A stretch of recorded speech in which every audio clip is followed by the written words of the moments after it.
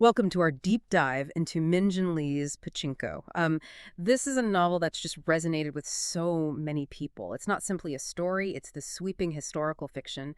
Follows a Korean family, 4 generations, immigrating to Japan, and they're grappling with, well, intense racism, discrimination, the whole search for belonging. It was a National Book Award finalist back in 2017 and, even made the New York Times' 100 best books of the 21st century list. So today we want to unpack why it hit home for so many and what makes its themes so incredibly powerful. Yeah, it's fascinating, isn't it, how Lee uses this one family's journey, their very intimate struggles, to really illuminate the much bigger historical picture. This idea of exclusion and otherization that Zainichi Koreans face. We're talking ethnic Koreans living in Japan, facing just immense prejudice. So the book covers this huge span, like 1910 right through to 1989, Japanese occupation of Korea, World War II, it's all in there. So our mission really is to explore how these characters navigate these massive historical forces and what their stories teach us about resilience when you're up against something so systemic. Okay, so to really get into Pachinko's core, we kind of have to start with Sunja.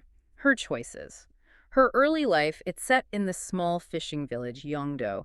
And it's not just background, right? It sets the stage. She's young, barely an adult, really, and then her life just takes this dramatic turn. There's this pivotal relationship. It's complicated with Ko Han-soo. He's wealthy, married, as a Zainichi Korean fish broker, and she becomes pregnant. Right. And Lee immediately throws us into these impossible choices that marginalized women faced. Instead of becoming Han-soo's mistress, which was maybe an option, Sunja makes this life-altering decision. A Christian minister, Baek Isaac, he's sick with tuberculosis, thinks he's dying. He offers to marry her. It gives her child a name, a future. Seems like charity, but it leads them to Osaka, Japan. And that's where the reality hits hard. Exactly. They immediately face this harsh environment. Koreans push into ghettos, severe prejudice. It's rough. Sunja has her first son there, Noah. Biologically, he's Han-soo's son, but Isaac raises him. And it forces you as a reader to question your own ideas about morality when survival is just paramount. Sunja's resilience is incredible, but this whole burden of identity, of just surviving, it doesn't stop with her, does it? How do her sons, Noah and Mozasu, kind of deal with this legacy? Because they go in such different directions.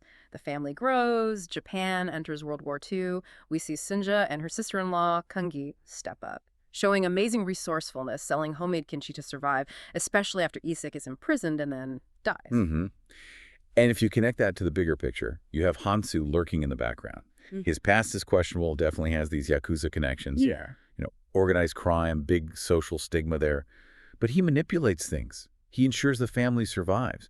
Even saves Sunja's brother-in-law, Yosef, from the Nagasaki bombing. That's such a complicated dynamic. It is. And here's where it gets really interesting with the sons. Noah, who's a brilliant academic, he finds out Han-soo is his biological father. And about the Yakuza ties, he's just so ashamed. Ashamed of the connection, the heritage. He disowns his family, lives under a fake name, and eventually, tragically, he commits suicide. Wow, such a heavy burden. Yeah. Meanwhile, his brother, Mozasu, takes a completely different route. He thrives, actually. He builds his own successful pachinko parlors. And that's where the title Pachinko really comes in. It becomes this powerful metaphor, doesn't it, for their lives, unpredictable, seemingly uncontrollable, like the silver balls in the game. You're just bounced around by forces you can't control, but maybe, just maybe, you find a way to win. Yeah, that metaphor is so central, and the story is just packed with these deep themes beyond the plot itself. You see the constant discrimination, but also, like you said, the resilience, especially of the women taking charge, often quietly. Even food becomes symbolic. The contrast between, say, white rice as a basic commodity versus making kimchi as an act of defiance, or Han-soo's taste for fancy Japanese meals versus Noah's more working-class food choices. It says so much. Absolutely. And it all comes back to the weight of history and identity. It's inescapable. What's really, I think, quite poignant is how Lee ties these generational threads together at the end. The novel finishes with Sunja, she's elderly now, visiting Isaac's grave. And she finds out from the groundskeeper that Noah, despite disowning everyone, despite the tragic end, he had been secretly visiting Isaac's grave regularly. Oh, wow. Yeah. It gives its kind of profound, maybe bittersweet, closure to his own internal battle with who he was. It just highlights how, even in shame, that connection to your past, it sticks with you. It's an unseen legacy.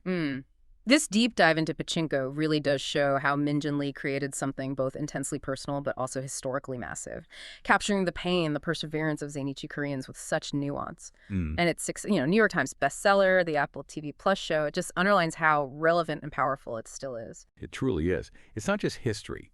Lee crafts these individual stories that feel so universal.